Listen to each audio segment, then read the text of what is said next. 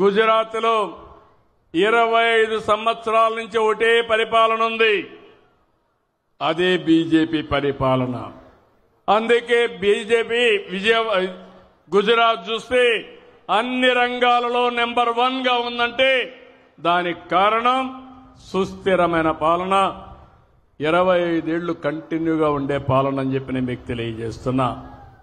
ఇలాంటి ఎగ్జాంపుల్ చూసినప్పుడు నరేంద్ర మోడీ గారు కేంద్రంలో 3వసారి గెలిచాడు.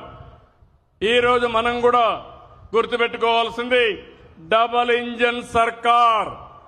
మీ అందరికీ ఎక్కడ లేని బెనిఫిట్ వస్తున్నాయి. ఈ కష్టకాలంలో కేంద్రంలో బీజేపీ ఎన్డీఏ ఉంది కాబట్టి, రాష్ట్రంలో ఎన్డీఏ ఉంది కాబట్టి ఇక్కడ నేను గాని పవన్ కళ్యాణ్ గారు గాని బీజేపీ గాని సమర్థవంతంగా పనిచేస్తున్నాం కాబట్టి కష్టాలు తీరాయి, మంచి భవిష్యత్తు వచ్చే పరిస్థితి వచ్చింది. ఇది గుర్తుపెట్టుకోమని మిమ్మల్ని కోరుకుంటూ మరొక్కసారి ఆటో డ్రైవర్లకు అందరికీ హామీ ఇస్తున్నా. ఈ రోజు ఇంకొక పక్కన మీరు చూస్తే ఊబర్ ఉంది, ర్యాపిడో ఉంది.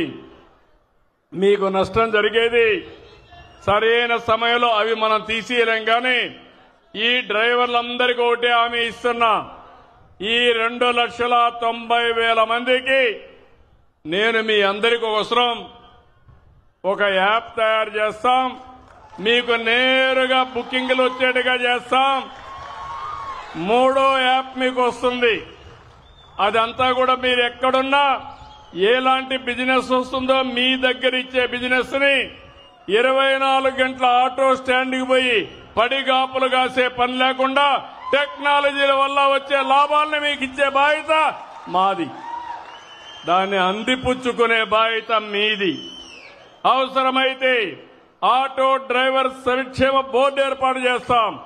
అందులో మిమ్మల్ని మెంబర్లుగా పెడతాను. మీ భవిష్యత్తు కోసం పనిచేస్తుంది.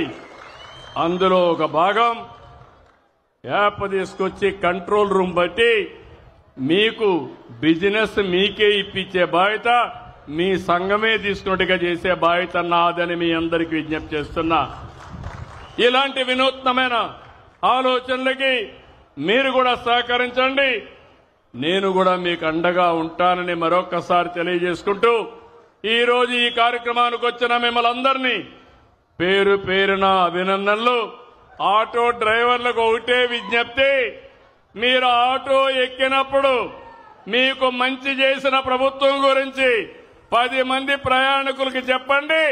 అది చెప్పి మీరు ముందుకు తీసుకెళ్ళండి.